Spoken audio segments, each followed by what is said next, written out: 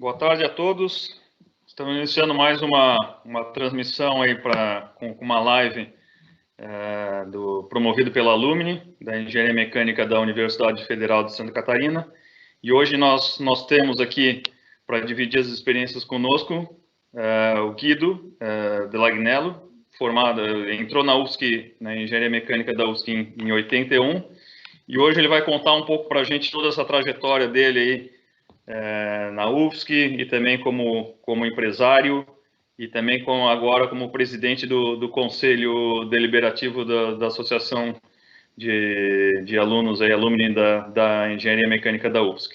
Então, Guido, passa a palavra e vamos aí batendo papo ao longo da tua fala aí para a gente trazer o melhor aí das tuas experiências com quem estiver nos assistindo hoje. Bom, Rodrigo, muito obrigado, boa tarde a todos. Eu vou fazer a minha apresentação, copiar aqui um pouco o modelo que o Rodrigo usou, que eu achei que ficou muito bom da última vez, fizemos exatamente o contrário. Eu fiz um bate-papo com o Rodrigo e escutamos um pouco a experiência dele. Bom, eu estou aproveitando aqui o objetivo de externar um pouco como é que a gente chegou nessa carreira, o que foi feito, né? E como que ao ponto que chegamos, vários de nós, da turma de 81, tem alguns certamente que estão assistindo aqui, vão se lembrar do começo. E como nós temos um público diverso, fazer isso um pouco pautando alguns estágios da carreira, que pode servir desde os alunos que estão nos escutando, estão saindo agora, indo para o seu estágio, passando pelo nosso grupo, que já somos aí os mais seniors, né, que já estão talvez não saindo ainda, mas bem próximo.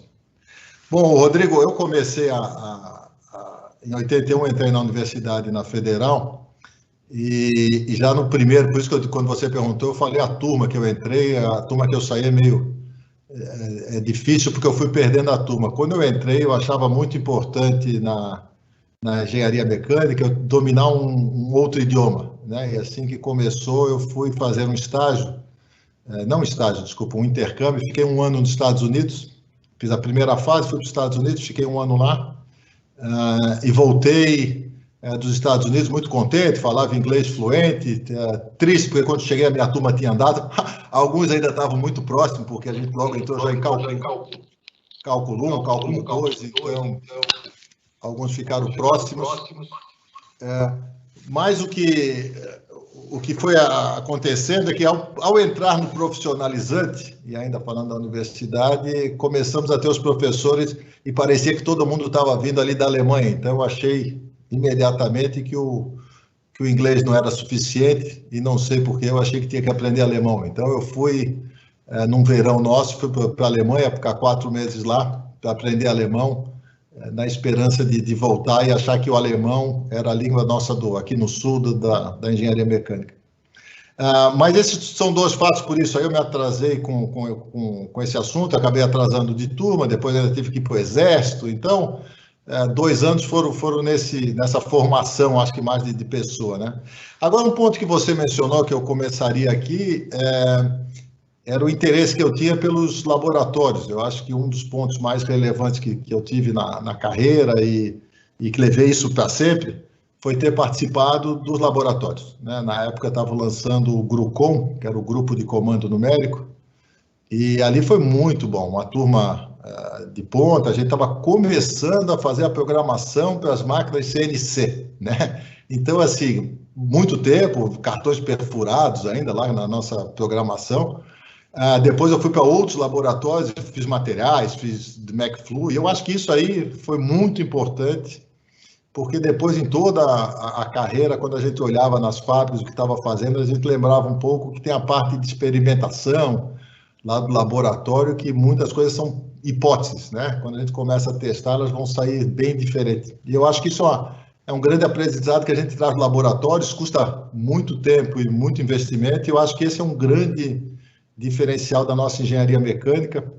E depois, lá na frente, eu vou mostrar como isso impacta aqui nessa minha posição de voluntário no Alumni, né? Por que eu acho que a gente devia impactar mais a nossa engenharia. O segundo ponto que eu fiz, aí, juntando essa experiência que eu tinha, E aí, talvez o fato de poder, já falando 2 idiomas, eu achei importante e tentar fazer meu estágio no exterior. Ainda não era comum naquela época ir para o exterior, nós estamos falando em 85. Eu descobri uma associação, chamava-se IAEST. Era um grupo de intercâmbio para profissões técnicas que faziam intercâmbio no mundo todo. Eu me qualifiquei para o programa, fui fazer meu mestrado, fui fazer o meu estágio obrigatório na Suíça e fiz na área de termodinâmica, né? Na questão lá, nós estávamos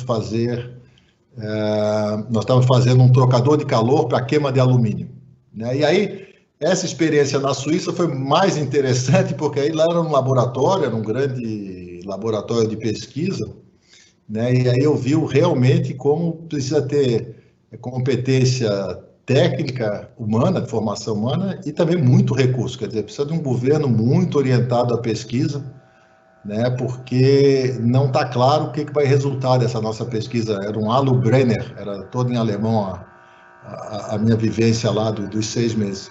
O que eu trago de lá depois de bom é porque a gente viu que havia um canal, então, quando eu voltei, ainda acabou um amigo nosso aqui também da Alumni, o Paulo Schaeffer, acabou indo para a Alemanha também pelo mesmo programa do IAEST, e depois, acho que teve mais mas daí não mais da mecânica, do CTC, alguém conseguiu, mas infelizmente nós não conseguimos manter esse canal aberto. O IAEST ainda existe, né? Os intercâmbios para o exterior acabaram mudando, mas eu acho que é muito importante aí os que estão escutando, que ainda estão decidindo o seu estágio, mas o estágio é um passo muito importante, porque ele dá a nossa primeira visão de indústria. Para mim, essa primeira visão de indústria ter sido na Suíça, né, realmente impactou.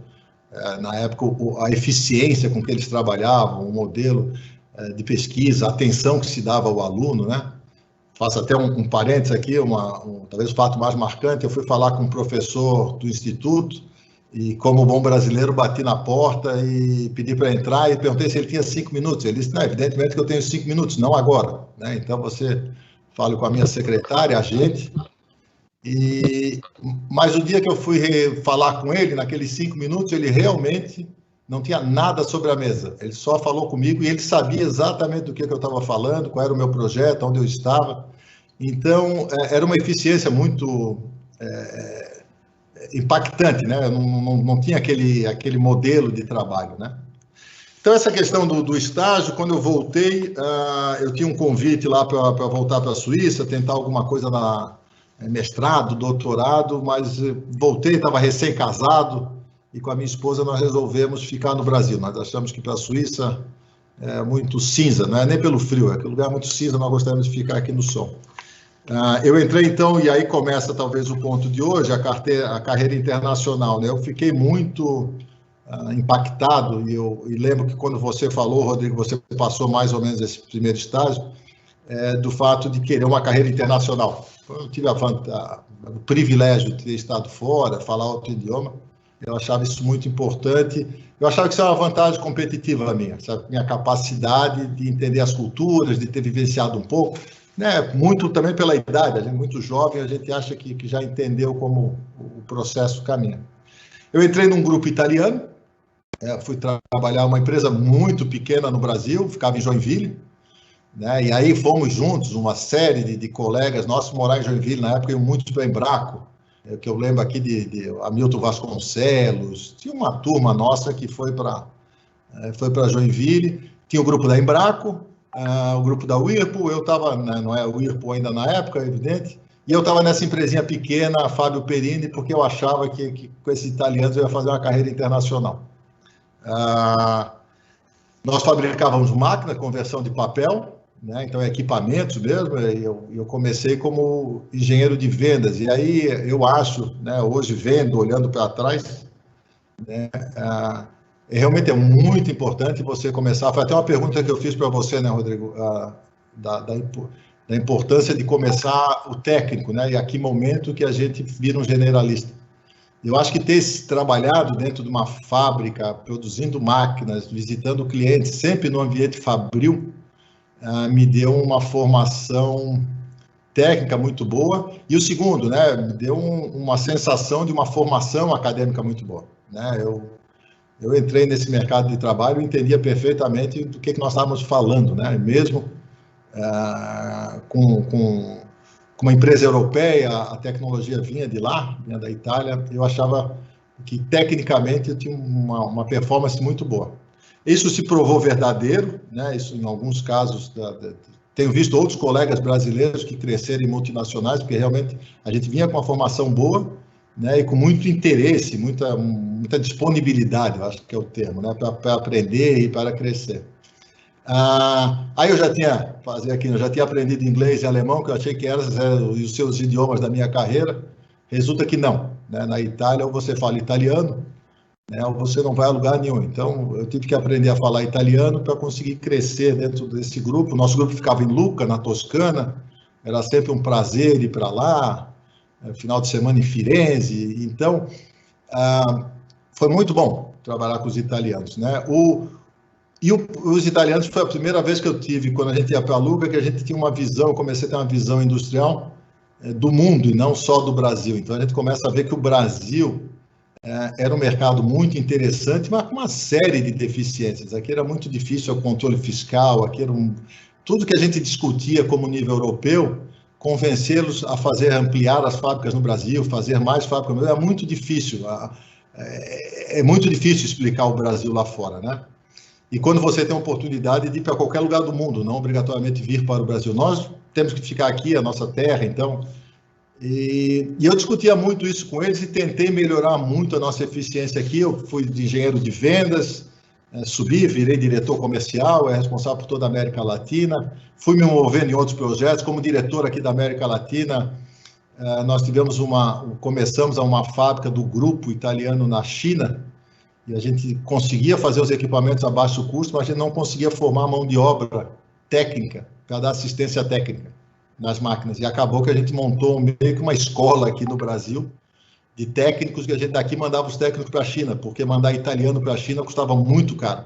E os brasileiros aqui tinham interesse porque eu ia aprender inglês e outros idiomas. Então, era mais fácil nós montarmos uma escola de assistência técnica aqui, daqui a gente mandava para a China. E com esse envolvimento, eu acho que talvez aqui um ponto que foi característico da minha carreira, esse interesse em tentar resolver o problema, não só o meu, mas dos outros também, acabou me dando uma visibilidade. No grupo, eu comecei a crescer na participação e nas discussões internacionais que a gente fazia na matriz, né? Até o ponto que, em 94, a minha esposa é aceita e ganha uma bolsa para fazer o doutorado dela na Universidade de Harvard. Eu já tinha um filho de 5 anos na época. E eu disse, eu vou fazer um MBA. O MBA em 94 no Brasil, São Paulo talvez conhecesse, aqui no Sul ninguém falava de MBA. E a coisa mais interessante é que para os italianos, o MBA naquela época não era nada fantástico. Então, para ir fazer o meu MBA, a minha escolha foi sair do meu emprego. Então, eu deixei essa carreira, na época eu já tinha 7, 8 anos de carreira com os italianos, fui fazer meu MBA, e aí veio eu acho que é uma formação, quem quer ter uma carreira internacional, né, talvez, o que eu achava no início que a dificuldade era o idioma, ou a facilidade era ter o idioma, depois logo aprendi que o idioma é só uma parte, né? O importante é você entender a cultura que é importante. E fazer o MBA nos Estados Unidos, eu comecei a ver as eficiências e por que as potências, as multinacionais, como elas se estruturavam do ponto de vista americano. Completamente diferente do italiano, talvez não divergente, mas muito diferente. Duas culturas com muita eficiência, os italianos são muito eficientes, os americanos no MBA também muito eficientes. Voltei, terminei meu MBA, voltamos para casa, para o Brasil, e aí fui fazer rapidamente, entrei numa consultoria, na época, quem fazia MBA, as consultorias, ou o mundo financeiro, mas na época ainda era bem a consultoria, o mundo financeiro foi um pouquinho depois. Na época minha era ser consultor, uma pessoa, engenheiro que fez MBA, o cara tinha que ser um consultor. Eu trabalhei na A.T. Kearney, uma consultoria extraordinária, mas eu não tenho perfil para consultor, né? Fiquei lá, acho que 1 ano, e entendi que eu não tinha perfil para consultor. E aí Nesse interim da época do MBA, o grupo italiano que eu comecei foi adquirido por uma grande multinacional alemã, o grupo Kerber, com base em Hamburgo, e a Kerber precisava, com os italianos, eles não se entendiam muito sobre a questão de gestão das filiais, e eles optaram em ter alguém novo aqui no Brasil, na fábrica do Brasil, e aí entraram em contato comigo e eu acabei vindo ser presidente da empresa italiana, que começou agora já dentro do grupo alemão. E aí voltou tudo, aí o que já não era mais o idioma que era o italiano, nesse grupo a língua oficial passou a ser o inglês, e como eu falava um pouco de alemão, os alemães também gostavam um pouco disso, então o idioma voltou a ser uma vantagem para mim.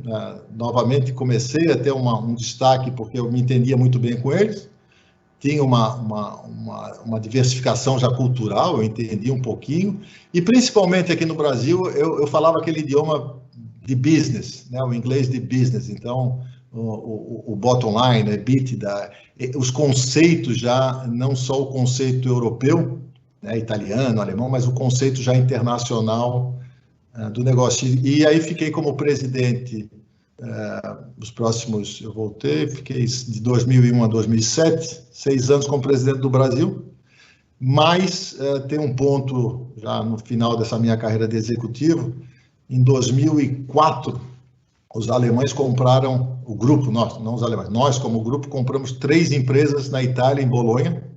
As 3 faziam mais ou menos a mesma coisa, eram 3 famílias, e os alemães, talvez por entender pouco a cultura italiana, resolveram fazer uma fusão dessas 3 empresas, que basicamente eram fundadas cada uma por uma família. Isso foi um caos de gestão, e aí vieram ao Brasil e me convidaram para ir ser o presidente na Itália, em Bolonha, né, para tentar reestruturar ou estruturar essas 3 unidades e fazer com que isso funcionasse na eficiência que eles achavam necessária, né, na Alemanha, como eles viam a cultura italiana, né. Novamente, foi uma oportunidade muito boa. O meu filho, que já tinha morado comigo nos Estados Unidos, foi agora comigo de novo para a Itália. A minha esposa apesar de já ter doutorado, fez um mestrado em outra área na Itália. O meu filho mais novo foi conosco também, na época tinha 6 anos, voltou de lá um italianinho, falando com sotaque de Bolonha. E eu passei esses 2 anos em Bolonha tentando estruturar essa cultura italiana de famílias. Aprendi muito, e talvez o maior aprendizado que eu tive na versão, não pessoal, não no soft issue, mas hard issues, né, nosso de engenheiro, foi o entendimento do que é um sindicato, né? A Bolonha é um berço do sindicalismo, é um berço do sindicalismo forte. E nós, como a gente reestruturou, nós tivemos que negociar muito com o sindicato local, né? O sindicato local, para ter uma ideia, eles têm uma pessoa dedicada com MBA à sua empresa. Na reunião ele sabe exatamente do que a gente está falando, não é então eles discutem, eles têm direito por lei a participar da discussão estratégica da empresa, eles têm realmente direitos por lei. E aí no começo, para mim, eu tinha um pouquinho essa antipatia, não sei nem se é antipatia, porque aqui no Sul eu não tinha muito vivido com o sindicato, talvez mais o escutar falar de sindicato, né? Foi fora de série, porque o sindicato realmente se fez necessário a discussão. Tinha algumas coisas que a gente ia tomar que eles conseguiram acrescentar boas perspectivas. Fizemos a negociação, reestruturamos a empresa, não houve um dia de greve, shopper lá, e isso é muito comum, eles fincam uma bandeira preta na frente da sua fábrica, não entra funcionário nenhum. Então, o nosso medo era ir para a empresa um dia e ter uma bandeira preta na frente.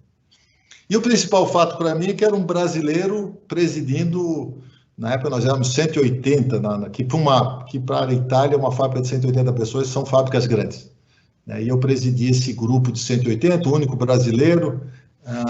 E aí essa fase foi muito importante. Felizmente tivemos sucesso, a fábrica está até hoje muito bem.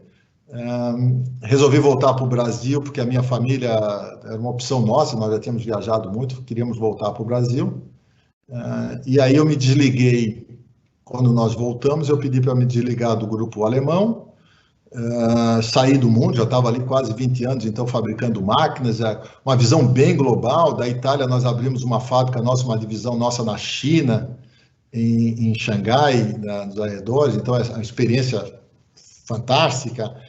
Nós tínhamos 2 fábricas da nossa divisão no leste europeu, né? Então, para entender como é que era a eficiência deles, como é que é a hierarquia, realmente dá uma visão internacional. Mas eu, quando voltei para o Brasil, optei por um caminho completamente diferente. Então, em vez de tentar uma multinacional ou ficar nisso, eu optei por virar um empreendedor. Eu achava que isso... Eu tinha um sonho lá da época do MBA, que eu fiz Entrepreneurship, de começar algo, e aquele sonho da startup, pegar uma mesa e começar uma empresa de uma mesa. Essa empresa eu comecei, é um grupo chamando GTT, nós usávamos... Eu fiquei em supply chain, acabei a minha visão de fábrica, e talvez aí todos que estejam escutando, que estão dentro de fábrica, acho que para você o fumo vai soar algo do seu dia a dia, né? As grandes dificuldades que a gente tinha não eram dificuldades técnicas de fazer as máquinas funcionarem, talvez até menos de vender as máquinas. A grande dificuldade era o supply chain, de ter todas as partes na reunião, discutir isso e ter a concordância que todos entendiam que aquilo podia ser feito. E a gente nunca tinha. Então, quando eu resolvi fazer uma empresa, ser empresário, eu disse, eu vou atacar o supply chain. Quais são as tecnologias de supply chain? Na época se falava de internet das coisas, então eu comecei aí pelo o que hoje é o IoT, né? Ou indústria 4.0, na época, 10 anos atrás, era a internet das coisas. O nome da minha empresa GTT é Goods That Talk, então eu queria que todo o conceito tivesse baseado em dados sensoriais, né? Tirar toda a questão de preenchimento, de qualquer coisa, os dados tinham que ser sensoriais, usando tecnologias de radiofrequência, RFID, imagem, OCR, e o que tivesse, biometria, o que fosse. E esse foi o escopo. Eu fiquei 10 anos dentro disso, no Brasil. Hoje, olhando, acho que comecei muito cedo, a onda vinha mais tarde, então foi uma coisa de empreendedor que eu aprendi que não é só o conceito, não é só o esforço, é o timing também, você tem que entender essas três equações, os 3 pilares. Fiquei muito contente em ter feito tudo isso no Brasil. Nós tivemos, no meu grupo, 3 empresas. O grupo, começamos em 3 áreas. Supply chain na área médica, supply chain na área logística, basicamente portuária, e supply chain na área varejo. A nossa divisão na área de varejo não deu certo, não chegamos a falir, porque resolvemos fechar a empresa, não resultou. Na área de supply chain, IoT, na área médica, andou muito bem. Hoje nós temos um produto referência. A empresa foi adquirida ano passado pelo grupo Bionexo.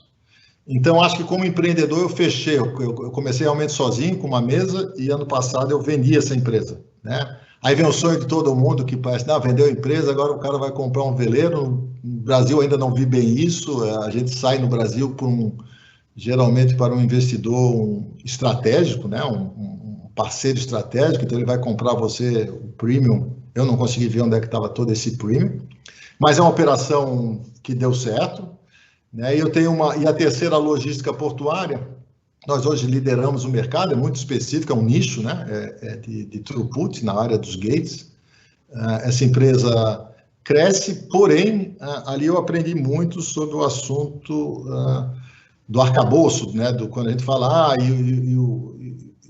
talvez não o custo Brasil, porque poderia ser pejorativo, mas o arcabouço brasileiro, né? Você trabalha numa área, apesar de ser setor privado, extremamente regulamentado. Então, um cliente não quer comprar porque não sabe se vai regulamentar e se ele vai ter a licença novamente na área de portuária dele. O outro não quer porque não sabe quando muda o tempo. O governo não determina. Então, também tem isso, né? Eu fiquei na área logística, é um setor muito bom, eu gosto muito do segmento, ainda atuamos com ele, ainda estamos com a empresa, porém com uma dimensão muito pequena, né? E fica só uma equipe nossa, basicamente a gente hoje faz suporte das soluções instaladas, porque é um mercado muito regulamentado e pior, ele não é definido. Então, quando você tem um mercado extremamente regulamentado e ninguém define qual é a regra, esse é um mercado impossível.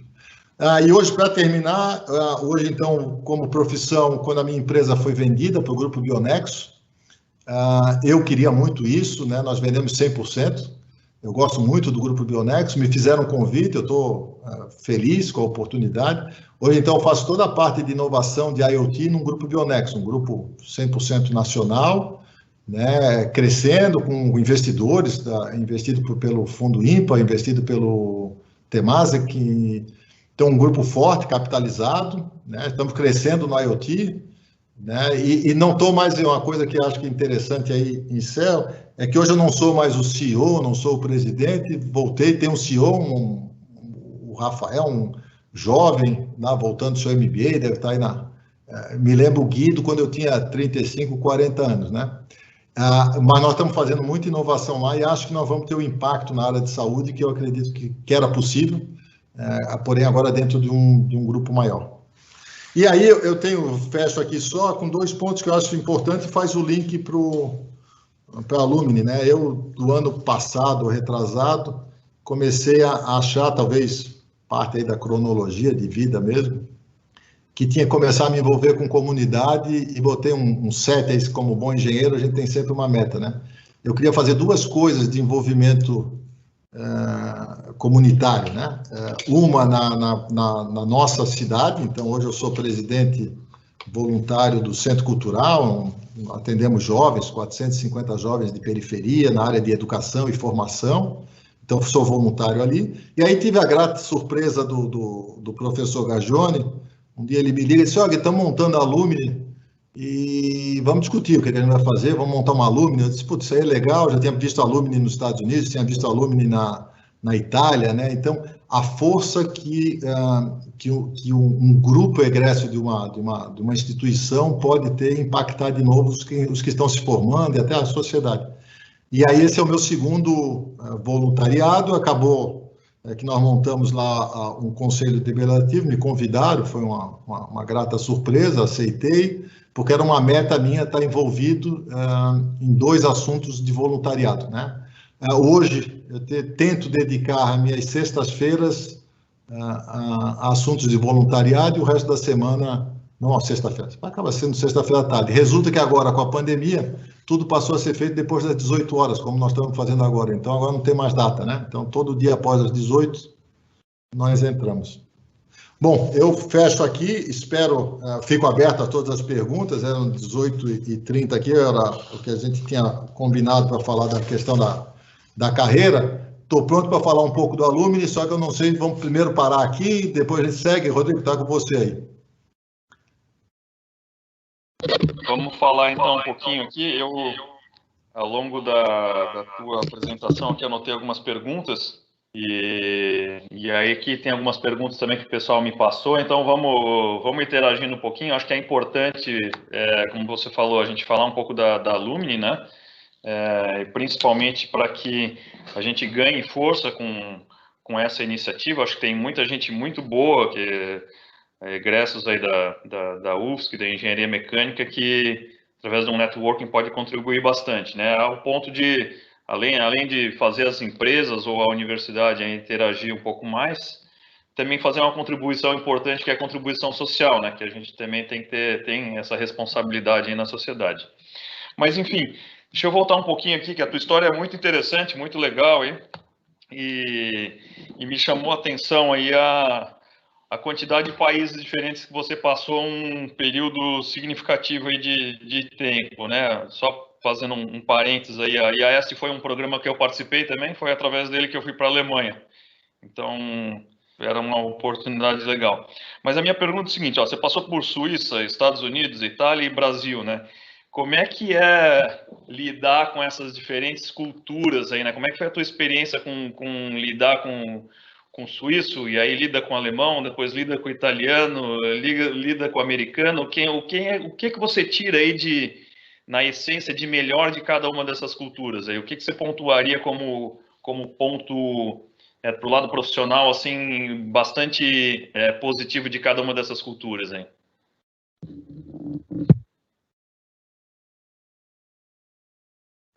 Guido, seu microfone está fechado.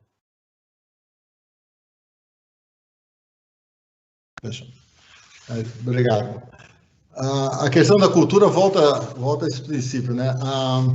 O primeiro é que realmente, tendo o idioma, ajuda muito, né? Eu nunca fui fluente em alemão, então, mas em inglês. E aí, quando você vai para o inglês internacional, fica todo mundo mais ou menos na mesma base. Então, as nuances de cultura ficam um pouquinho escondidas, porque no idioma da pessoa é que você vai entender melhor.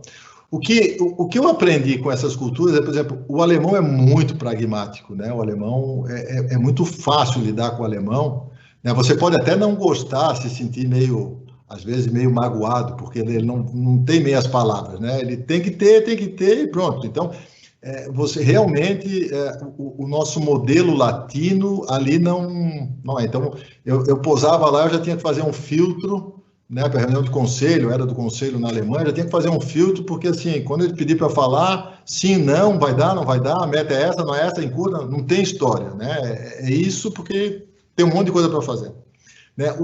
Então, assim, é você conseguir falar o idioma que a pessoa espera escutar. Eu acho que a maior coisa mais importante, não colocar o que ele quer escutar, não, é você colocar de uma maneira que ele entenda o que você está falando. Então, o alemão, se você disse que ia cumprir isso em abril e chegou em abril, você não vai cumprir, né? Comece dando a data nova que você vai fazer, não comece explicando por que não cumpriu em abril, porque vai perder o raciocínio. Ele disse, bom, você não conseguiu, claramente você se esforçou e não conseguiu, qual é o próximo, né? O que você corrigiu, né? Então, assim, é você setar. Então, o alemão é muito bom por causa disso, é pragmático, realmente ele é muito eficiente, né? Direto, tem plano A, plano B, plano C, está pensado, tem estratégia, não deu no A, como é que encaixa o B? Então, se você gosta desse pragmatismo ou se alinha com isso, é muito bom de trabalhar na Alemanha, né? Em um grupo com essa dimensão. O italiano precisa um pouquinho de cultura, porque o italiano, começar com a hierarquia italiana dentro de uma fábrica, como você tem dirigente, e dirigente ele é uma pessoa que não necessariamente é um diretor, mas ele tem tanta relevância quanto, ele foi convidado, então você já tem uma hierarquia quebrada, você é presidente, mas tem que pedir a opinião do dirigente, você é presidente, mas tem que escutar o sindicato. Então você já começa a ver que não é aquele poder, tipo, eu sou o presidente e eu faço e vamos lá, tá? Esse assunto vai e volta, então... Na Itália, você tem que entender que ele vai ser muito pragmático do momento da decisão em diante. Mas até a tomada da decisão, realmente o assunto está em discussão, né? Então, você, se quiser ter um projeto aprovado num conselho na Itália, né, tenha muito claro que não é assim, chego lá, faço 5 minutos de exposição, provo que vai dar certo e eles aceitaram. Não. Eles vão querer realmente ter a recorrência disso, vão querer voltar a discutir, vão levar para a próxima reunião. O dia que decidirem que vão fazer, aí são muito eficientes os italianos. E o americano, o que eu fui aprendendo com o americano, é que o americano ele faz uma coisa que talvez, não sei se única, mas pelo menos quando eu trabalhei com eles, tem muito embasamento, você tem um pre-reading da situação, né? Eles esperam que você chegue lá, né, que você tenha pensado no que você vai falar, que você não está simplesmente cumprindo tabela. Então, eles esperam que você defenda o seu ponto, mesmo que seja contrário. Eles esperam que você realmente agregue inteligência à discussão e não vá lá bater ponto, né? Então, eu acho assim, desse setor, todos têm lados positivos, tanto que são as potências que são, né? Tanto a Itália, a Alemanha, né? Suíça, imagina, né? Mas eu acho que o que eu mais aprendi é isso, você tem que...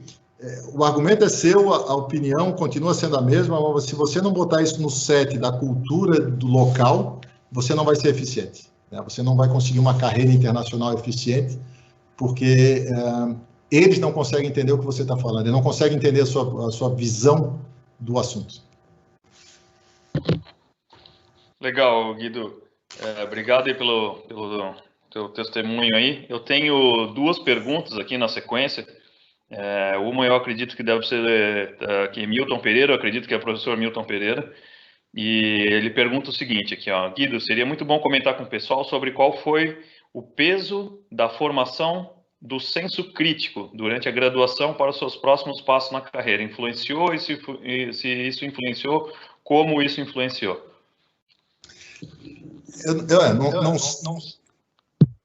Eu não sei se é exatamente esse o ponto, mas eu acho que uma das coisas que me influenciou muito na formação, na própria federal, na mecânica, nos estágios, quão mais cedo você entende o que você sabe fazer e o que você não sabe fazer, né? O que você tem facilidade, o que você não tem facilidade, né?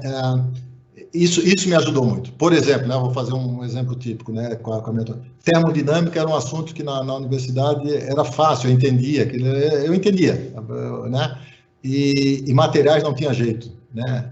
Física 3 eu não conseguia passar de jeito nenhum naquele assunto lá. Então, eu acho que esse senso crítico de você simplesmente entender, né, que tem áreas que você tem mais aptidão, ou talvez mais, não sei, eu acho que não leva tanto no professor, é uma competência, né? E você ter senso crítico para dizer, cara, nisso aqui eu não tenho conhecimento, isso aqui eu não sei do que estão falando, eu vou ter que me preparar melhor, eu vou ter que simplesmente declinar uma opinião na frente de alguém que eu gostaria de impressionar, né? Esse senso crítico é muito importante. E eu acho que na nossa formação, não sei se foi esse o ponto da pergunta, né? Eu acho que a gente teve uma formação muito boa, porque nós tivemos professores muito bem formados, né? E aí você conseguia realmente dizer assim, não, realmente isso aqui é um assunto que, não um problema que o professor, eu sou muito bom, mas o professor não sabe o que está explicando. A gente partia do outro, cara, o professor é muito bom, se eu não estou entendendo é porque realmente eu não tenho, tenho que estudar mais, eu tenho que me esforçar mais. Então essa questão de ser crítico, né, e não passar a culpa para o próximo, eu acho que isso é muito importante. Legal. Deixa eu abrir uma outra aqui, que é do Rodrigo Perito Cardoso, meu colega aqui de engenharia mecânica, e ele pergunta o seguinte, né, considerando também toda essa tua experiência, né, Guido, você passou aí, fez uma carreira acadêmica, depois saiu, fez um estágio fora, voltou, começou a trabalhar, foi fazer um MBA, enfim, né? Como é que você vê, essa é a pergunta dele, que a inserção de mestres e doutores na indústria, né, tanto no contexto nacional quanto internacional? Bom, eu estou com o microfone todo, né? Especificamente na Itália, eu achei a Itália muito parecido com o Brasil, essa interação academia e indústria um pouquinho longe ainda, né? Na Alemanha, não. A Alemanha tem um peso muito forte na pesquisa, no recém-doutor, né, no doutorando, né? Os Estados Unidos, eu acho que aí já é mais linha comum. A gente sabe que nessa formação, né, e grandes empresas saíram de estudantes que estavam dentro de universidade, né, ou fazendo seus mestrados ou sua graduação. Então, o que eu vejo é o seguinte, o Brasil, e foi um dos motivos, até vou voltar um pouquinho, de tentar interagir com a Alumni, eu acho que cabe a nós da Alumni, né, que somos aí egressos na docência, na indústria privada, executivos, empreendedores, eu acho que cabe a nós da Alumni ter impacto nessa situação referente à universidade, especificamente a nossa, né, a federal, e talvez, se não a indústria nacional, mas a indústria local. Eu acho que precisa ter uma inserção muito maior. A pesquisa é muito necessária, ela é muito cara para a indústria privada. Talvez a VEG já tenha a dimensão para conseguir, né, já que está o Rodrigo aqui falando do outro lado, mas tem que ter uma dimensão muito grande para fazer pesquisa, para fazer desenvolvimento. O que a gente acaba fazendo é por inovação, ou inovação de mercado, algo que tem lá fora a gente traz para cá, né, ou uma inovação de produto, mas nada, para usar um palavrão aí, disruptivo, né? A gente simplesmente dá uma melhorada, mas eu acho assim, se nós não trouxermos para a indústria nacional a academia no doutorado, os mestrandos, e a gente não conseguiu unir isso, vai ser muito difícil, pela minha experiência, né? Não estou dizendo que isso seja, não fiz nenhum estudo nisso, mas pela minha experiência, competir com a Alemanha, com os Estados Unidos e outros países que usam forte essa base de fomento acadêmico, né? Perfeito, legal. Tem outro, tá cheio de Rodrigo hoje aqui nas perguntas, aqui tem um outro Rodrigo fazendo pergunta aqui. Rodrigo de Souza Vieira, ele está elogiando a tua fala aí, e ele te pergunta o seguinte, né, como é que ao longo da tua carreira provavelmente você conviveu com profissionais de outras instituições, e você consegue perceber a diferença que a formação da UFSC te deu em relação a engenheiros que você conheceu de outras instituições, por exemplo? Eu acho que sim. Talvez o principal ponto é a segurança que a gente levava da UFSC, quer dizer, A UFSC traz a federal nossa, ela trazia no momento que eu estudei, e acho que ainda traz, né? Mas me afastei um pouco. Ela trazia uma segurança, né, de você dizer assim, bem, eu estou bem informado, então o assunto, primeiro vamos ver qual é o assunto que está sendo discutido, e segundo, realmente tem como ir atrás, tem como estudar e tem como entender o assunto, né? Eu não encontrei na minha carreira nenhum engenheiro, né, que eu achasse que o profissional estava falando algo, que eu disse, pô, esse cara aí, onde é que ele foi aprender isso, né? Eu acho que a formação era muito boa. Agora, eu acho que tem uma linha talvez, de soft skills, não sei, um pouquinho da nossa formação, talvez a gente saia um pouquinho engenheiro demais. Talvez isso aí eu tenha sentido. Eu no começo da carreira, lá fora, quando eu falava com engenheiros italianos e depois suíços, porque nós compramos algumas empresas na Suíça, eles tinham um traquejo melhor do que nós éramos muito duro, eu me sentia assim, muito duro no argumento técnico, e eu conseguia ver que eles tinham um argumento técnico, mas já tinham uma visão um pouquinho melhor de business, já tinham uma visão um pouquinho melhor de como isso entrava, se encaixava na empresa, como que isso podia ser algo estratégico para a empresa. Eles tinham um pouquinho mais de visão industrial do que nós tínhamos. Eu acho que a nossa visão, não no sentido business, né, de fazer, não, no sentido industrial, dizer, não, isso aqui é importante porque se eu mudar esse supply chain aqui, isso aqui pode ter um impacto em redução de custo em outro lado. A minha visão era muito segmentada, mas eu achei poucos engenheiros assim, que estão, da Alemanha principalmente, eles tinham uma visão um pouquinho mais industrial do que eu tinha. Ok, obrigado, Guido.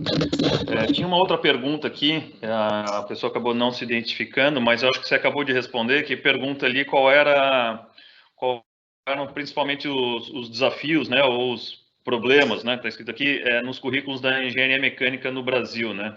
Eu acredito que uma parte poderia ser complementar, não chega a ser um problema, mas seria essa de não ser o engenheiro tão duro e puro, né, mas talvez uma visão um pouco mais do business, né.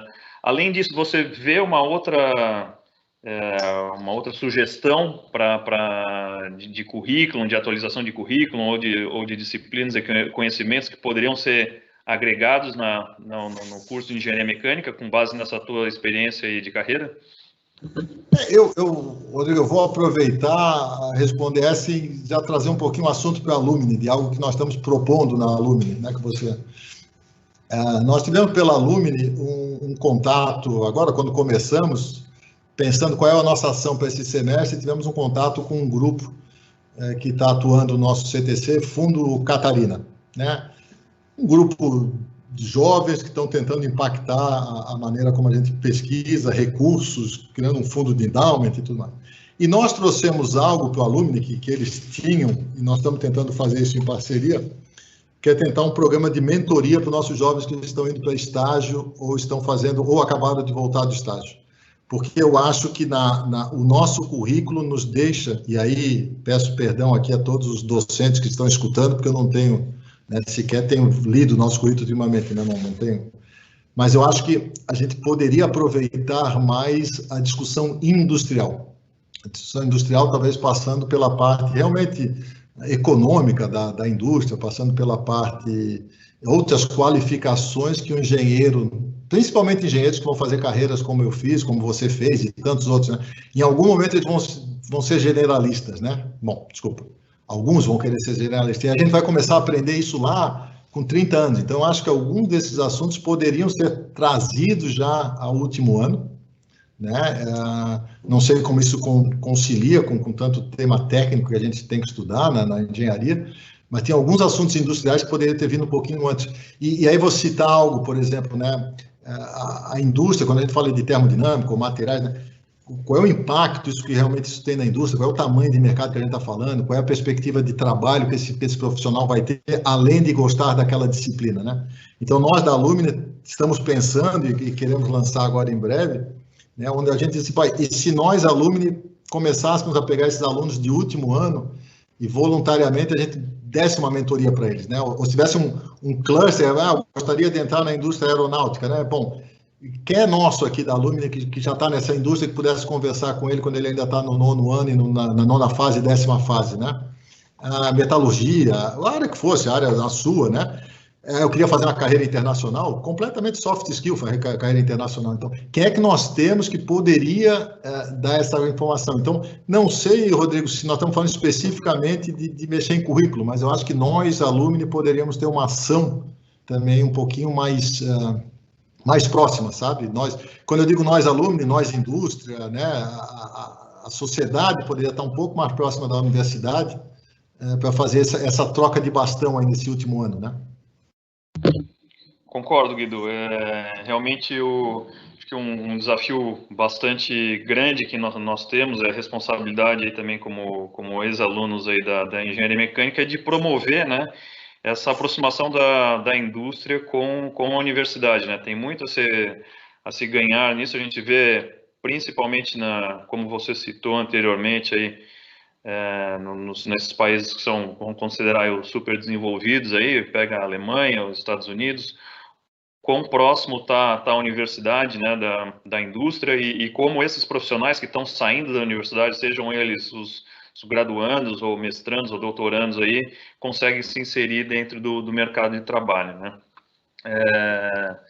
Tem mais duas perguntas aqui, Guido, e foge um pouquinho ainda do Alumni, mas a gente pode voltar nesse tema. Acho que é importante a gente explorar bastante isso, até para que o pessoal que esteja aí nos assistindo hoje, né, vamos dar força para o grupo aí, se associem, estimulem as pessoas, né, os estudantes a fazerem parte, tanto os estudantes de graduação, os de pós, os que já foram estudantes da universidade, a fazer parte do Alumni, para que a gente ganhe mais força e com isso possa também alavancar a carreira dos jovens, além de contribuir aí com negócios entre os próprios ex-alunos aí, que eu tenho certeza que pode sair coisa muito boa.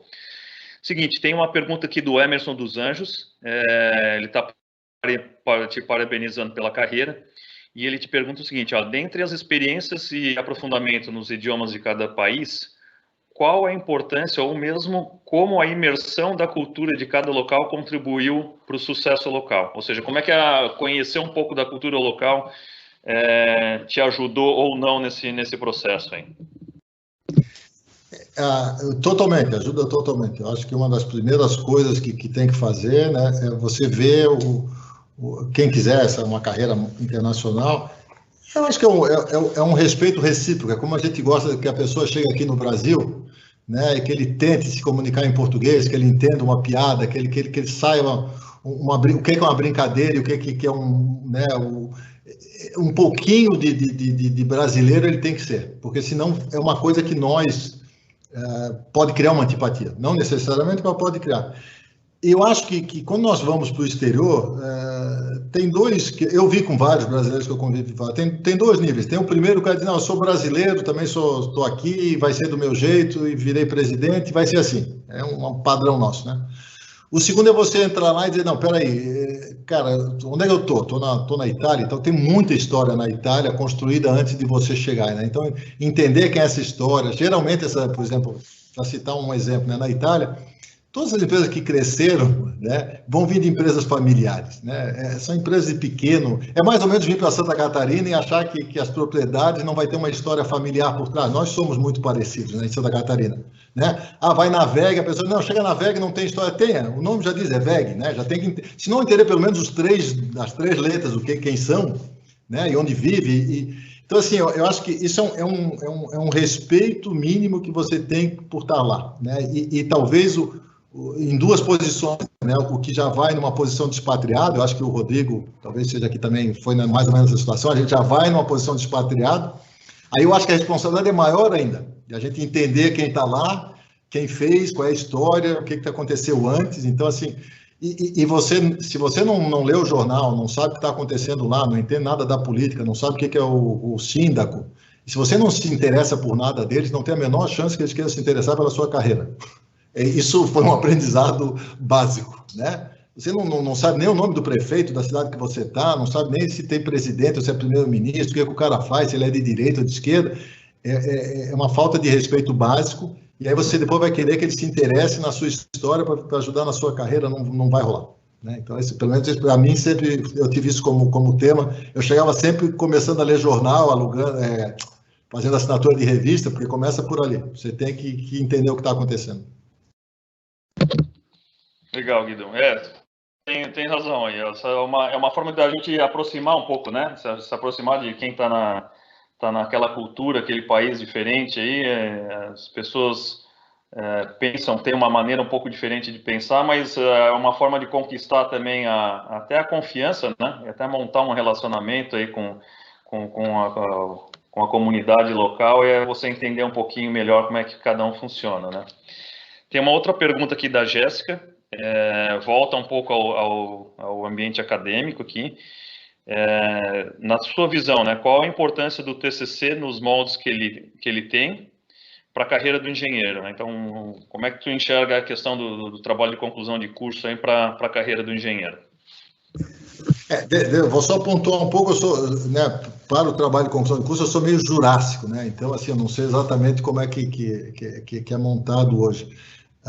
Mas eu acho, e eu fiz o meu estágio, eu acabei fazendo meu estágio na última fase.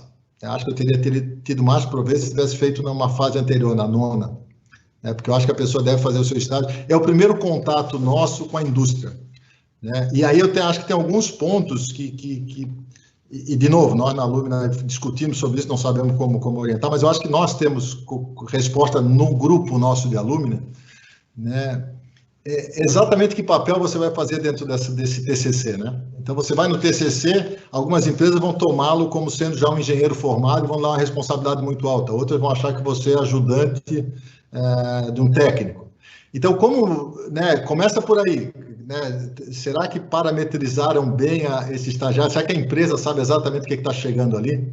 A pessoa que vai orientar o estágio sabe exatamente? E tem uma coisa nossa, né, que aí é uma provocação que eu faço com a docência, né, é o quanto o professor realmente gosta da indústria e quanto o professor gosta do seu laboratório, né? Então, um professor que gosta de pesquisa 100%, a indústria já não é um ambiente muito diferente, né? Um laboratório de uma indústria. Então, eu acho que tem que ter também uma ponte do professor que consegue, durante o estágio, não só o orientador ali do TCC, né? Mas parametrizar e dimensionar o que essa pessoa vai fazer durante o seu TCC. Agora, realmente a grande oportunidade da pessoa entender se... Eu acho que tem dois parâmetros aí, né? É o que você realmente quer fazer, que você imagina, ir lá provar que não é aquilo que você gosta mesmo e cair fora. Isso é uma grande vantagem. Né? E o segundo, que aí eu não sei, eu fui informado agora, assim, mas não sei se é verdade, se você fizer um TCC muito fora da área de engenharia, né, que depois, hoje em dia, nós temos muitos engenheiros entrando em área financeira, consultoria, né? Eu acho que você perde a oportunidade de virar um especialista antes. Eu diria assim, o TCC nosso, na minha visão, ainda tem que ser extremamente técnico dentro de uma função de engenharia. Depois a pessoa abre e vai ser um generalista, mas eu ainda acho que cabe isso. E tem que ter realmente E aí, como alumni, né, a gente eu tenho conversado muito com o pessoal de engenharia de materiais, porque no alumni nós estamos juntos, né? Talvez o engenharia de materiais, como tinha aquele formato dos estágios trimestrais, né, eu acho que eles têm, sensação que me deu nesse pouco tempo, né? Eles têm uma atração e uma conversa com a indústria muito forte. Né? E talvez nossa formação de engenheiro mecânico fica isolada especificamente a um momento que é o TCC. Né? E depois a gente se afasta novamente. Né? Obrigado, Guido. Foi bastante interessante essa tua colocação em relação ao TCC. Acho que realmente ele ser mais específico, principalmente no começo da carreira, uma parte mais técnica, aí ajuda aí não deixar tão generalista logo na largada da carreira. E essa segunda observação em relação aí aos estágios da engenharia de materiais é um negócio bem... Eu tenho percebido também, como a gente acaba recebendo bastante estagiário aqui na VEG, e são estágios aí um pouco mais curtos, mas com mais frequência, né? Então, essas pessoas acabam até voltando, depois de alguns meses, ou um ano ou dois, voltam a fazer um segundo, terceiro estágio na VEG, até antes de se formar, e com isso vai complementando bastante aquilo que é a experiência prática, né? Aprende na universidade, eventualmente tem as práticas nos laboratórios, né? E aí complementa com uma experiência na indústria, então vai se tornando bastante rico aí. Só fazer eu aprendi agora que a engenharia de materiais agora tem um TCC como da mecânica. Vai ser nos 6 meses, no final do curso também, parece. Na 10ª fase. Acho que parou aquele modelo, tinha uma série de problemas logísticos, mas não é informação segura, escutei só nas discussões nossas. Guido, e agora falando um pouquinho sobre o Alumni, né?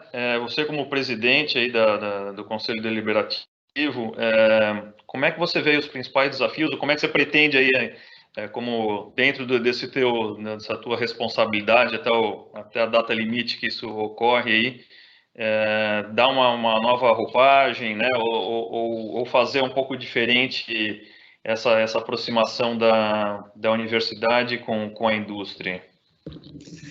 Bom, nós, primeiro, volto aqui a fazer a pontuar, o professor Gagione, acho que fez, o coordenador de curso fez essa primeira junção, ele fez essa primeira evangelização aí de um grupo, montou um conselho realmente importante, então ali grandes nomes da nossa engenharia, né, professores, até novos que eu estou conhecendo agora, mas eu acho que primeiro faz essa importância de ter realmente um conselho deliberativo que represente essa intenção de estar próximo da universidade, próximo da indústria, né, entender esses dois lados. O que aconteceu a gente fez a primeira reunião, né, eu acho que a primeira reunião que eu participei, Rodrigo, você estava chegando também, eu acho que tinha acabado aí a sua quarentena, você estava chegando da China, tinha acabado a sua quarentena do corona. E dali para cá, de novo, a gente começou uma associação nova dentro do mundo de pandemia, então, né, estamos aqui fazendo uma live e estamos nos adaptando a essa realidade temporária. Mas a intenção que eu acho que nós queremos alcançar, ou não a intenção, mas o objetivo, é realmente como que nós, né, conseguimos ter impacto, nós alumni, né, os egressos, como é que a gente consegue impactar de uma maneira positiva, não só os alunos, mas, enfim, a sociedade, né, e aí dentro disso com visões talvez bem centradas, bem focadas, né, como é que a gente consegue atrair mais jovens para a nossa engenharia mecânica, mais jovens para a engenharia de materiais, como é que a gente compete como engenheiro mecânico, né, quem gosta dessa profissão, contra todas as outras profissões que estão nascendo, né, que são mais orientadas à tecnologia. Então, eu acho que tem desde isso, né, de como que a gente faz essa nossa profissão manter sua relevância, né, como que a gente consegue impactar para que o nosso curso de engenharia mecânica seja cada vez mais relevante também nesse contexto nacional ou internacional, né? Não com isso dizendo que tem que ir lá fazer docência, ensinar, acho que os professores são excelentes, mas a sua pergunta, como é que a gente interage para falar um pouquinho da nossa experiência, todos, né? Somos 240, se não me engano, já associados, mas o nosso mundo nós somos 3.700, né, egressos de engenharia de materiais, engenharia mecânica. Então, como é que a gente forma uma massa crítica mínima e com que canal a gente começa a interagir, tanto com os alunos quanto docentes, né? Tem todos esses alunos de mestrado e pós-doutorado, né? E doutorado, desculpa. Como é o que canal que a gente pode criar? Como é que a gente consegue usar isso? Então, e aí, evidentemente, com essa finalidade de impactar a sociedade, trazer também para a próxima as empresas que podem ser parceiras disso, né? Empresas que queiram aprender também a interagir mais com isso, porque como você falou, né, Rodrigo, agora que você está na posição que você está, né, diretor global, tudo passa por ter competência, né? Então, como é que você chega mais próximo dessas competências? O que estão realmente pesquisando? Né, com essa visão da academia sobre as inovações na nossa área, né? E aí, é evidente que isso também passa por uma boa nostalgia, né? Criarmos aí um alumni, onde a gente consiga fazer algumas... Nós bolávamos no sentido que a gente estava conversando, né? De fazer algum dia que todos pudessem convidar para que quem, né, pudesse, ou virtualmente ou presencialmente, né, voltar a fazer uma visita no nosso laboratório, encontrar a turma que formou na mesma década. Quer dizer, é viver a vida, né? Ter essa nostalgia do que são os mais velhos, né? Cada um no seu grupo. Mas acho que essa nostalgia também vale para os jovens, para os 30 anos, também acho que vale, a sua turma de formatura. Então, como a gente consegue criar um ambiente que nos permita viver esse lado bom, reviver amizades, reencontrar amizades, hoje com toda a facilidade que a gente tem de mídia, mas também passando por algo muito pragmático, usar a nossa inteligência, nosso conhecimento, a nossa visão de engenheiros de mundo, para dizer, bom, como é que a gente pega 3 pilares, docência, indústria e profissional, como é que a gente cria um canal estruturado para a gente começar a impactar com isso. E aí talvez o primeiro ponto desse todo, né, talvez nós discutindo, a gente pensou assim, bom, então eu começo a criar essa cultura de alumni, porque no Brasil a gente não tem essa cultura, então vamos começar a criar isso nos estudantes de graduação e pós-graduação, quem sabe eles vão pegando essa cultura e essa conversa que nós estamos tendo aqui, talvez daqui a 10 anos para eles seja natural. Óbvio que eu estou no alumni, né? Mas nós que estamos começando, né, é uma coisa nova, por que eu vou me participar? Fazer o quê? Para que adianta, né? Então, Rodrigo, eu acho que é isso, é como é que a gente monta um mix, né, usando a nossa experiência, que eu acho que isso é um valor enorme, a experiência dos nossos professores, ex-professores, e a docência, que também é uma experiência enorme, e trazer também as empresas, para eles poderem conversar conosco. Então, é muita ambição?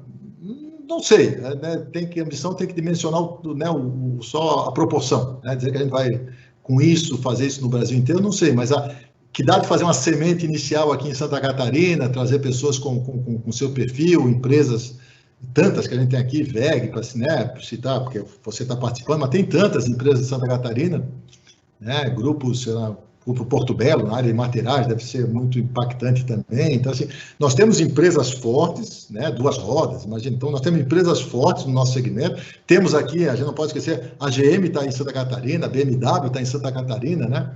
Então, nós temos uma matriz muito boa que eu acho que dá para sonhar de a gente ir estruturando. E com uma boa participação e as pessoas trazendo inputs, todo mundo, e querendo proativamente fazer com que isso funcione, vai dar certo. Mas vamos achar um modelo nosso de fazê-lo. Obrigado, Guido. Eu acho que tem um aspecto muito importante na tua fala e que também, de uma certa forma, reflete também a tua carreira e é o que a Alumni procura, que é a adaptabilidade, né? Então, por exemplo, realmente o grupo, o professor Gargione capitaneou aí a criação, né? E o que é muito interessante é o seguinte, né? Apesar de toda a dificuldade que a gente está enfrentando nesse momento aí com a pandemia, a gente está se adaptando para poder tá se comunicando, né? Tá compartilhando experiências e aproximando aí como bem falado, né? A universidade, né? O corpo docente da UFSC é extremamente forte. Engenharia mecânica, engenharia de materiais, eu sempre digo isso, que a base do engenheiro ela tem que ser bastante sólida, e esses cursos de engenharia da UFSC realmente nos dão, uma formação bastante boa aí para a gente poder entrar no mercado de trabalho. E depois é o seguinte, né? Como a gente está vendo agora, tem que se adaptar, tem que estar sempre aprendendo, estudando coisas novas, né? E, enfim, para que a gente possa, dentro daquilo que cada um executa, seja uma carreira mais acadêmica, ou uma carreira de empreendedor, ou como um funcionário de uma grande empresa, que a gente possa contribuir fazendo a diferença. E como você bem ressaltou também, a gente é bastante afortunado, vamos dizer assim, em Santa Catarina, porque existe um polo de empresas, né, na área industrial aí, ou na área de software também. Florianópolis é bastante forte, Florianópolis e região é muito forte nisso também, são as empresas de software ou high-tech, né, que também é uma carreira aí, uma alternativa de carreira para todos os engenheiros. E até linkando isso que eu estou falando aqui, tem mais uma pergunta aqui, é do Silvio Campos. O Silvio Campos, que está aqui, eu não tenho certeza, também é um ex-colega meu, que hoje está na Case New Holland. Não sei se é ele ou não, está só o nome aqui, mas se for é o Silvio. Silvio, bom ter você aqui. O Silvio pergunta o seguinte, primeiro ele te dá os parabéns, Guido, pela carreira, e agradece aí por dividir as experiências. E aí ele diz o seguinte, que você procurou focar nas partes técnicas que tinha mais facilidade, né, ao mesmo tempo que dedicava tempo a melhorar a questão dos idiomas, né. E normalmente o estudante de engenharia mecânica não tem isso bem claro, né, das questões mais técnicas, né? Então, olhando para trás na tua carreira, como é que você pesa essa decisão de dividir o teu tempo deixa eu entender aqui, olhando para trás da sua carreira, como você pega essa decisão de dividir o seu tempo em sua vida profissional, né? Como é que você conseguiu identificar essas oportunidades ou essas facilidades e como é que você foi pesando isso daí para conseguir tocar a tua carreira profissional adiante? Eu acho, depois, né, cada um vai... Né, hoje eu estou com 50 e tantos anos, 50 e muitos, não é 50 e poucos, e a gente vai vendo que realmente esse conhecimento, esse autoconhecimento é necessário, né? Quando a gente falava de soft issues lá no começo, lá, talvez uma das coisas para engenheiro mais difícil é isso, esse soft issue aí de autoconhecimento, são assuntos que a gente não gosta muito de falar, a gente gosta para equação, e determina, e plota na planilha e vamos embora, né? E já vê no gráfico. Então, quando começa muito soft issues, a gente já não é muito já não é muito a mente do engenheiro, ele já está lá porque ele pensa já de um certo modo, né? Agora, você falou, Rodrigo, quem não estava conosco aqui, na outra conversa nossa, que é um ponto que eu concordei muito com você ali. Realmente, eu acho que nessa parte de formação, você tem que aproveitar todo o seu tempo e contra alguns benefícios, privilégios pré-estabelecidos, né? Você citou lá, estava na Alemanha, num frio de rachar, eu estava lá na Alemanha, né?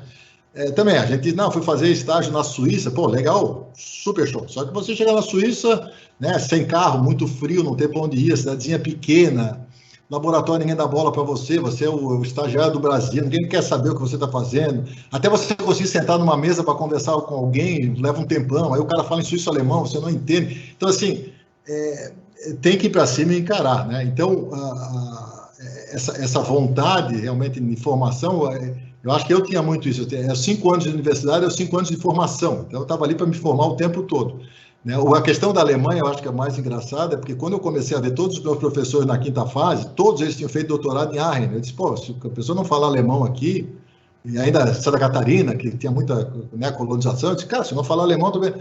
Eu peguei no primeiro dia de férias, né? Eu fiz a prova de termodinâmica lá com o Prata. No dia seguinte, né? Eu estava embarcando no avião, estava indo para Berlim, porque eu tinha que aprender alemão. Voltei em final de março, né? Então, de novo, frio, neve, fui para a Alemanha, Berlim, não conhecia ninguém, já conhecia a perrenga que eu ia passar, entendeu? Só que eu acho assim, para os alunos que estão escutando, eu acho que você pega a época de faculdade, a época de formação, então pega 5 anos de formação, né? E aí, alguns pontos você citou e eu consigo hoje concordar, né? Tem alguns assuntos de idioma que você tem que ir lá e aprender. Você esteve na China agora, para aprender chinês morando em Jaraguá do Sul é um assunto, aprender chinês lá no meio é outro assunto. Então, assim, já não é tão caro. Eu acho que o mais importante é realmente você ter o drive de dizer, isso aqui vai ser importante para a minha formação. Agora, tem uns outros assuntos que vão ficando no caminho, e o Rodrigo mencionou, quando fala em carreira internacional, aí entra a família.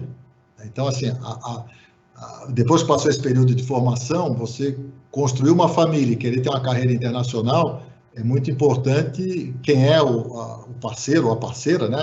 Dependendo do certo, né? E como é que você vai levando os filhos nisso, né? Porque o filho está adolescente. Meu filho, que né, até tá na mesa do meu lado aqui trabalhando, ele foi com 15 anos para a Itália, né? Pô, todo mundo que olhar acha isso fora de série. Vai perguntar para um jovem de 15 anos se ele quer ir morar no exterior quando ele está com 15, 16 anos no Brasil, entendeu? Não é o momento. Então, assim, isso tudo você vai ter que compactar. Isso vai ser tudo muito mais complexo que ter aprendido os idiomas durante a formação na universidade, entendeu?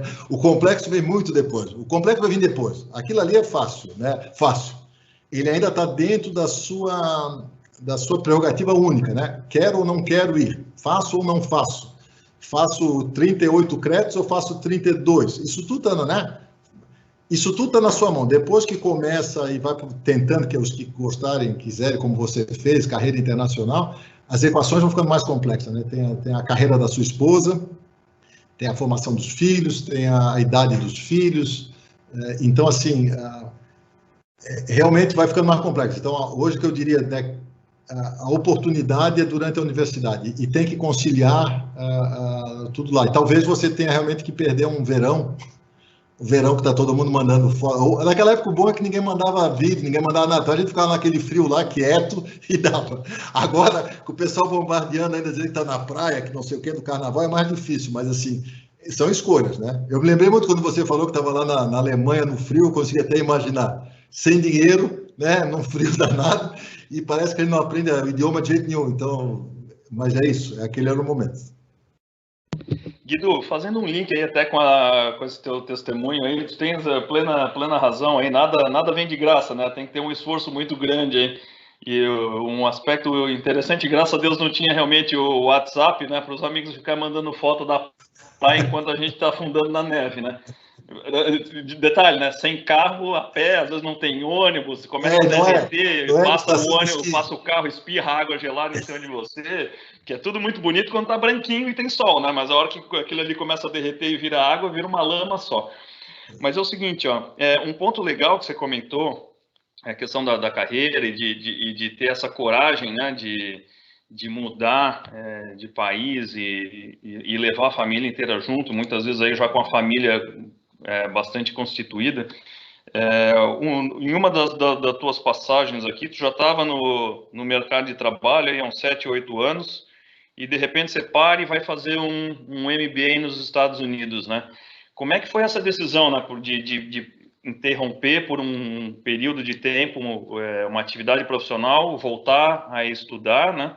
E depois retomar essa tua carreira aí, né? Porque tem que ter bastante coragem aí, né? De estar já estabelecido uma carreira profissional para, de repente, dar essa parada, né? Como é que você observou, o que te levou nesse período aí a fazer essa parada e voltar aí para uma universidade?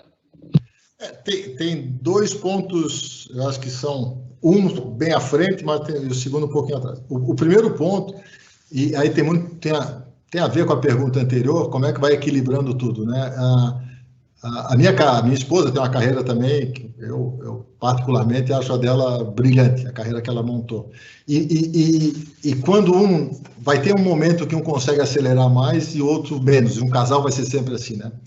E nós tínhamos tido filho, por mais que todo mundo diga, não, é tudo igual, mas assim, você, ainda mais eu tinha uma carreira internacional, então alguém tinha que ficar em casa com as crianças, isso ficou com a minha esposa, né? Ela conseguiu depois, quando meu filho estava mais velho, com 5 anos, ela foi aceita para fazer um PhD dela em Harvard, né? Então, assim, era o momento de parar e dar força para a carreira dela, porque depois os momentos passam. Então, o primeiro motivo é esse, realmente, foi uma oportunidade muito grande para ela, né? E eu parei e tudo. Só que, como MBA, eu fiz um MBA já muito velho já para MBA. Eu fui com 30 anos fazer MBA. Né? Cheguei lá nos Estados Unidos, bem mais novo, né? Estava lá em 24. Hoje em dia, até o meu filho fez MBA agora, ele subiu de novo a idade. Mas na época, era muito jovem. Então, essa passagem de executivo, ainda mais se você tem uma carreira meio de gestão de talentos, então você é sempre o golden boy, né?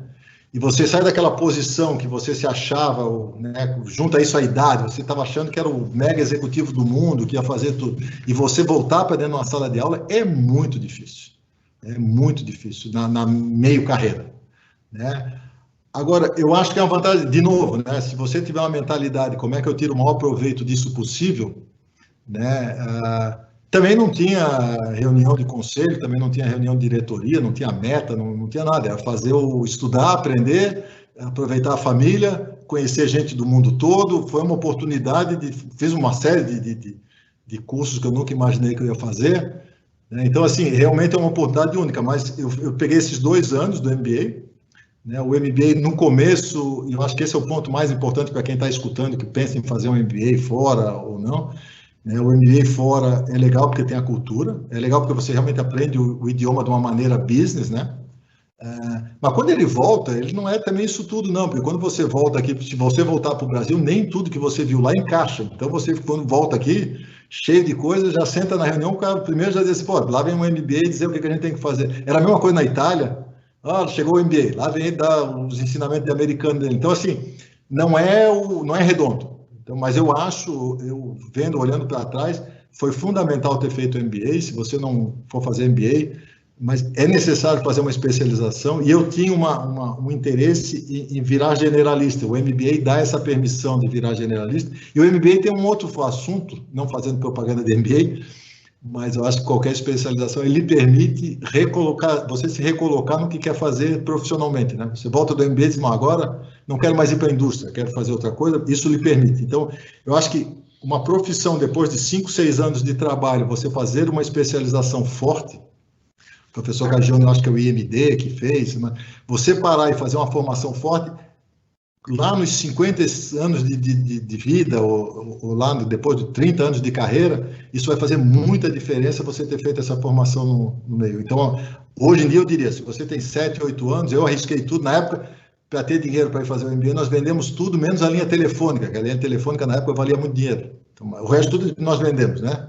Isso tudo depois se pagou financeiramente com mais tempo ou menos, mas eu acho assim, é algo que eu tenho muito orgulho de ter feito, porque foi importante para minha esposa, foi muito importante para o meu filho, né? E profissionalmente valeu muito a pena.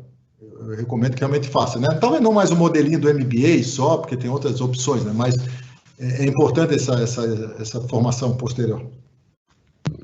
Obrigado, Guido. Eu acho que é bem interessante esse teu testemunho e está em linha com o que a gente tem discutido aí nessas últimas 2 lives aí. E tem aqui também o comentário do professor Milton Pereira aqui, né, que é sair da zona de conforto abre muitas oportunidades de aprendizado e crescimento. Isso é verdade, né, ao longo da carreira, seja desde a época da universidade, né, aquele que está se desafiando um pouco mais, está buscando aprender, além das disciplinas que estão no currículo, de repente uma optativa, ou está trabalhando no laboratório, e aí procura fazer teste, algumas coisas que você gosta ou não gosta, que acha que gosta ou não gosta, né, para ver se realmente para que caminho vai seguir, né, mais adiante, um caminho acadêmico, um caminho mais de gestão. Então, acho que essa é a principal tônica aí, né, que a gente tem visto na carreira daqueles que vão evoluindo e vão tendo sucesso, é realmente não se acomodar, né, não parar nunca de aprender, não parar de estudar, procurar uma outra maneira de ver o mundo e de enfrentar os desafios aí do dia a dia, né. Eu não sei se eu esgotei todas as minhas perguntas aqui, Guido, nesse instante. Eu não sei se o pessoal que está assistindo aqui conosco gostaria de incluir mais alguma pergunta aqui, ou até o professor Gagione, que está nos assistindo aí também, gostaria de participar, fazer as suas considerações, também que fique à vontade, né, Guido? Senão eu retorno a palavra a você aí. Não, deixa eu ver se o professor Gagione, bom, qualquer coisa ele entra aqui na nossa, mas tá aqui o professor. Aqui estou. Antes de passar a palavra para o professor Gagione, para ter encerro, então, reforçando o Rodrigo, acho que você foi muito feliz no seu comentário ali, do Alumni. Essas lives têm sido isso, é a nossa maneira de nos adaptarmos ao momento, né? Usar os benefícios do momento. Também nunca foi tão fácil fazer uma reunião com 100 pessoas, 200 pessoas, ficou extremamente simples. Né? Simples porque a gente tem o suporte aqui, quero agradecer ao Rodrigo que botou a equipe dele para nos ajudar. Então, simples por causa disso, porque também, se não fosse, tá, o Denis, aí o Denis é que nos salva, entra 20 minutos antes, explica, e tem uma paciência e um conhecimento muito bom. Mas é isso, eu acho assim, a live é uma modalidade que nós descobrimos para realmente impactar. Nós vimos que ter depoimentos de nossos alumni executivos, isso tem impacto para os nossos estudantes, mestrados e doutorando. Acho que também tem para os que estão em meio carreira, né? De repente nós podemos ajudar, não que vá, o conselho é dado, é bom ouvir várias opiniões, inclusive divergentes, para a pessoa conseguir tomar a sua decisão. Mas eu acho que é isso, é o que você comentou, os que estão assistindo, os que têm os seus grupos de WhatsApp, né, vamos fomentar pelo menos para começarmos a criar um momento, né, se cada um que está escutando aí puder jogar no meu grupinho de WhatsApp aqui da mecânica, está a turma toda ali, né? Se cada um usar no seu grupo de WhatsApp, dizer, vamos assistir uma live dela, vamos ver o que está acontecendo. Nós queremos muito em breve lançar a primeira ação realmente nossa de Alumni, né? Tem outras que a gente desenhou, mas não, já tivemos que alterar por causa do momento de pandemia, né? Mas é isso, o ponto é esse. E voltar a convidar quem tiver a disponibilidade e puder participar conosco e dar um depoimento da sua carreira, seria um prazer escutá-los, acho que para todos, né? E por enquanto vamos fazer um pouquinho esse nosso clube até as ações poderem voltar à Terra. Professor Gagione, eu encerro aqui e passo para o senhor, então. Para você. Tudo bem que eu sou muito sênior, mas, enfim, né? Muito obrigado, Guido. Eu conheço você há algum tempo, mas não tinha imaginado, assim, os aspectos todos que você detalhou. Isso é uma aula magna de primeira qualidade, né? Então, acho que aqueles que lhe assistem, assim como foi também do Rodrigo Fumo, é um privilégio, né, de poder transmitir. Eu sei que eu agora convivo um pouquinho mais com os alunos no dia a dia, gosto muito deles, e as dificuldades que eles sentem, né, no sentido de dizer, bom, e agora o que eu faço? Principalmente num momento como esse, né, em que há uma transição de tudo, seja pela tecnologia, seja pelo diferente tipo de negócios, né? E é por isso que existe a nossa Alumni, e tomara que temos gente de primeira qualidade, queremos ter mais gente, a nossa meta, temos hoje 275 sócios, queremos chegar a 1000 uma hora dessa, né? Então, eu sei que não temos ainda essa cultura que tem lá em Harvard, ou que seja, né, MIT, mas vamos construindo. Então, nós temos muito orgulho de ter essa equipe toda, não temos vergonha nenhuma, né? Temos muito orgulho de dizer que somos a engenharia mecânica, que estamos aí no mundo inteiro, né? Os nossos sócios estão aí em 18 países, e a ideia é essa. Eu acho que essa tecnologia, de certa forma, esse momento, né, reforçou a possibilidade de fazer essas lives de uma forma mais direta. Talvez em outras épocas a gente ia dizer, não, agora não vou assistir, agora eu vou fazer outra coisa, muito pessoal, né? Então, a gente quer mesmo trazer exemplos como o de vocês dois, né? O Rodrigo Fumo inaugurou, você é o segundo, e vamos ter tanta gente aí para poder inspirar toda essa juventude que vem aí pela frente, a nova geração de engenheiros. E é isso o nosso objetivo, né? Daqui a pouco a gente se aposenta de vez, mas antes disso temos muito aqui contribuir. Então é isso, muito obrigado, gente, obrigado, Fumo, obrigado, VEG, né, por nos dar essa estrutura, como disse o Guido. E Guido, olha, parabéns, né? É interessante, essa semana também eu assisti uma live desse tipo que contou a história, e foi meu irmão mais velho, o Tarcísio, que fez toda a carreira na área aérea, né, de companhias aéreas, e passou por... É um homem de transporte. Eu disse para ele ontem, digo, olha, eu fiquei muito admirado, não como irmão, mas como você é um cara que tem ele é um pouquinho mais velho que eu, uma folha de trabalho, né, uma vida de trabalho impactante, né? Por exemplo, o nome da Gol foi ele que deu, né? Foi uma inspiração dele, ele fundou a Gol, enfim. Você estava lá, né? Então é isso, né? Nós precisamos inspirar essa turma, fazer com que esses... Ainda temos muita dificuldade na eficácia do curso, né? A gente está discutindo, eu estou estudando bastante isso, né? Como é que você consegue fazer um engenheiro melhor e mais rápido e mais eficaz, e todos nós temos que mudar. Então, às vezes o professor tem alguma dificuldade de entender isso, mas temos que mudar. E nada melhor do que quem tem essa vivência de mercado e vem aqui e nos diz o que tem que fazer. Então, mais uma vez, obrigado, e a gente volta uma hora dessa com mais uma live dessa inspiradora. Parabéns, obrigado pela presença. Obrigado, Rodrigo. Muito obrigado, Guido. Professor Gagione e todos os participantes aí, uma ótima noite a todos. Até a próxima. Até a próxima. Um grande abraço. Tchau, tchau.